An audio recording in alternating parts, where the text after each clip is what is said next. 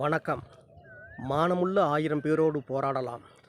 மானமில்லாத ஒருவனோடு கூட போராட முடியாது என்று எங்கள் தந்தை பெரியார் எங்களுக்கு சொல்லி இருக்கிறார்.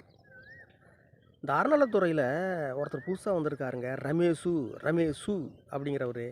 அவர் சட்டமன்றத்தில் என்கிட்ட ஆதாரம் இருக்குது, என்கிட்ட ஆதாரம் இருக்குன்னு குதிக்கிறாரு. ஆனால் எதிர்கட்சிக்காரங்க அவரை லெஃப்ட் ஹேண்டில் டீல் பண்ணுறாங்க. ஒரு ஆளே இல்லாத மாதிரி அவருக்கு பேசுகிறதெல்லாம் கண்டுக்கவே மாட்டேங்கிறாங்க. ரமேஷு, உங்ககிட்ட ஆதாரம் இருக்குன்னா, எங்கள் தமிழ் கடவுள் முருகன் அவருடைய சொத்து 100 கோடி ரூபாவை ஸ்கேமிங் டாக்குமெண்ட்டு போட்டு ரிஜிஸ்ட்ரேஷன் ஃப்ராடுலண்ட் ரிஜிஸ்ட்ரேஷன் போட்டு மோசடி பண்ணி அதில் ஒரு உயிரிழப்பு, ஒரு அட்வொகேட் இறந்து போயிருக்கிறாரு. அந்த உங்கள் இருக்கிற ஆதாரத்தை கொண்டு போயிட்டு இங்கே கொடுத்து, அது நாங்கள் யாரும் பண்ணலை அப்படிங்கிறத போயிட்டு அங்கே நிரூபிங்க. சொல்லுங்கள் ரமேஷு. அதை இப்போ உயர்நீதிமன்றம் தலையிட்டு அந்த தனிநபர், அதாவது 2 கோடி, அதாவது 2 கோடிக்கு ரெண்டு பேர் மேலே அது பதிவு பண்ணியிருக்கு. அந்த துறையில் நீங்கள் அந்த துறையில் முக்கிய பொறுப்பாக இருக்கிறீங்க. உங்களுக்கு தெரியாமலா இவ்வளோ நடந்திருக்கும்?